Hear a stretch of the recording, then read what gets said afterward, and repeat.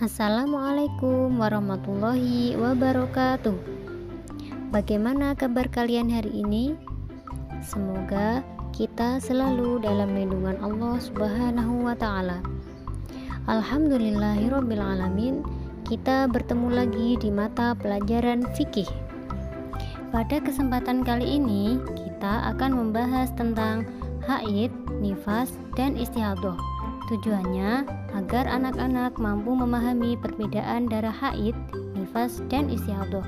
Karena bab ini sangat kuat hubungannya dengan sholat, puasa, dan ibadah yang lainnya. Haid, nifas, dan istihadah tidak hanya wajib dipelajari oleh wanita saja, tetapi juga sangat penting dipelajari oleh laki-laki, karena laki-lakilah yang bertanggung jawab mengajari istri dan anaknya tentang agama. Maka dari itu, mari kita pelajari bersama-sama. Pembahasan kita yang pertama adalah haid. Menurut bahasa, haid adalah sesuatu yang mengalir. Sedangkan menurut istilah syara atau hukum Islam, haid adalah darah yang keluar dari rahim perempuan yang sudah balik dalam keadaan sehat. Darah haid adalah darah normal, bukan disebabkan oleh suatu penyakit, luka, keguguran, atau melahirkan. Darah haid tersebut keluarnya bisa sedikit berbeda waktu sesuai kondisi, lingkungan, dan iklimnya, sehingga terjadi perbedaan antara satu perempuan dengan perempuan yang lainnya.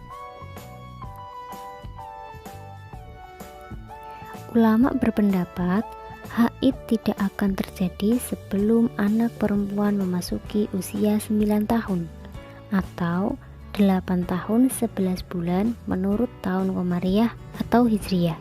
Darah haid normalnya keluar pada setiap 1 bulan sekali, sampai seorang sudah tidak mengalami masa haid lagi atau disebut menopause.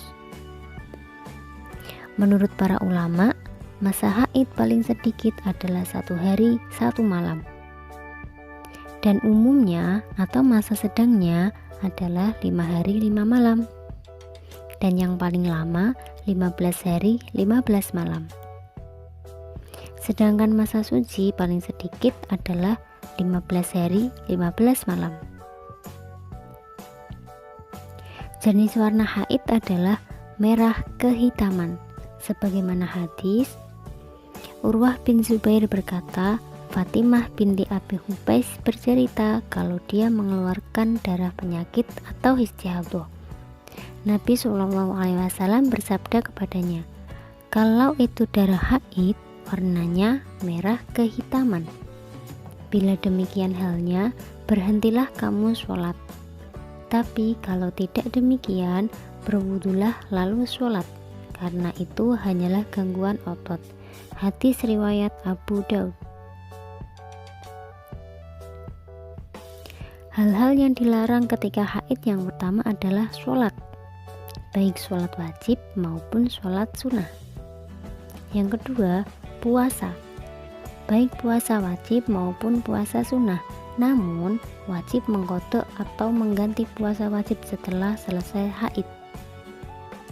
Yang ketiga, berdiam di masjid atau iktikaf, namun bila hanya melintas masih diperbolehkan asalkan tidak akan mengotori masjid.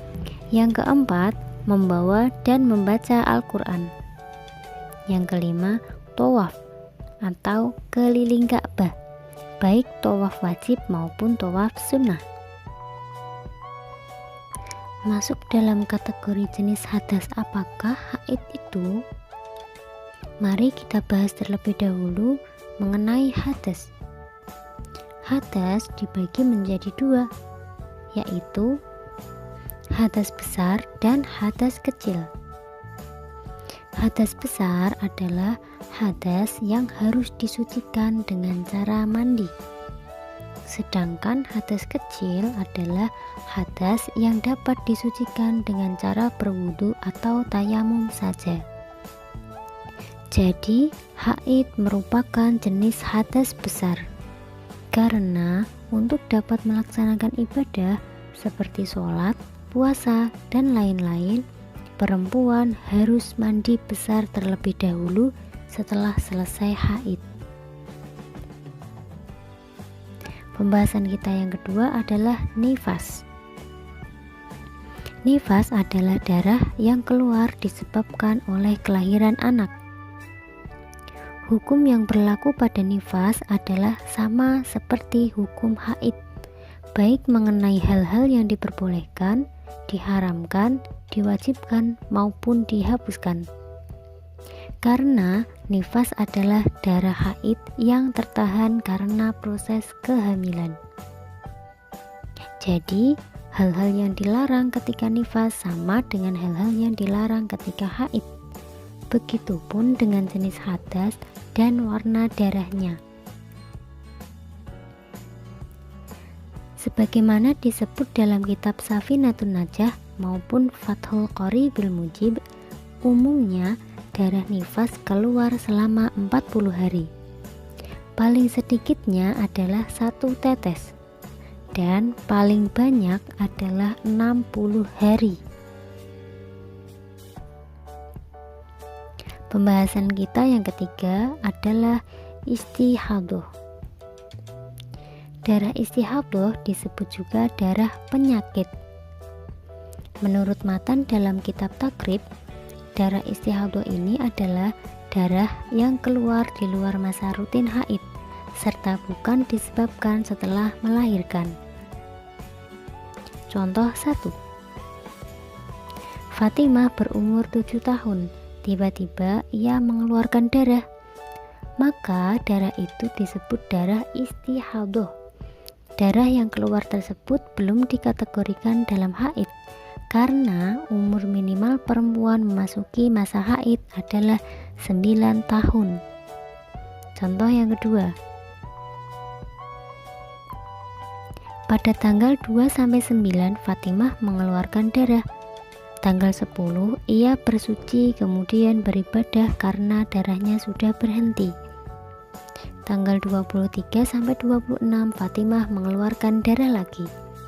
Maka disebut darah apa saja itu? Mari kita jawab. Tanggal 2-9 disebut darah haid atau disebut juga masa haid. Tanggal 10 sampai tanggal 22 adalah masa suci. Tanggal 23 dan 24 adalah darah istihadah. Tanggal 25 dan 26 adalah darah haid. Coba kita hitung bersama. Dari tanggal 10 sampai tanggal 22 berjumlah 13 hari. Padahal paling sedikit masa suci adalah 15 hari. Batasnya berada di antara tanggal 24 dan 25. Jadi, darah tanggal 23 dan 24 adalah istihadah karena masih dalam masa suci.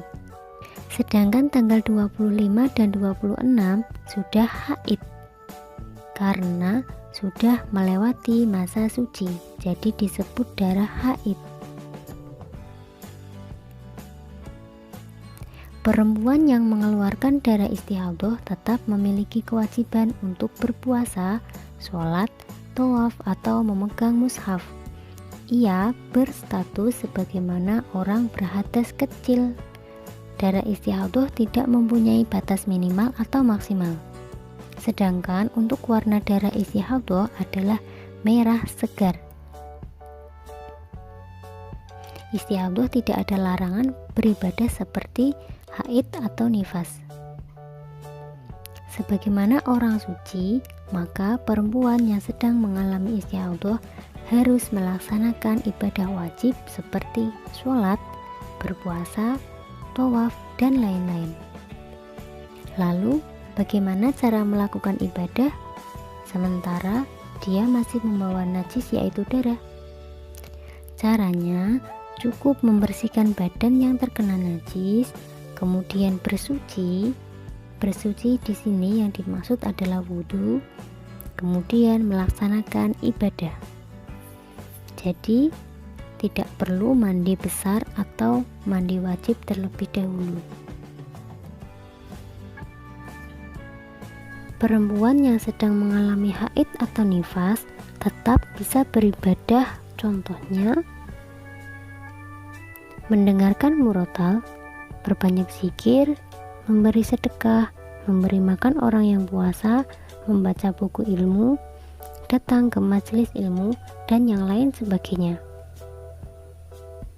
Dari pembelajaran haid, nifas, dan istihadhah pada hari ini, maka kita dapat mengambil hikmahnya, yaitu yang pertama, mematuhi perintah Allah dan Rasul-Nya. Yang kedua, menjaga dan memelihara kesehatan. Yang ketiga, berperilaku hidup bersih dan suci. Yang keempat, dapat membedakan darah haid, nifas, dan istihadhah. Demikian pembelajaran kita pada hari ini. Semoga dapat bermanfaat bagi kita semua. Perlu diketahui bahwa ketika sudah keluar darah haid pada perempuan, semua kewajiban ibadah tidak boleh ditinggalkan karena haid menandakan seorang perempuan sudah balik.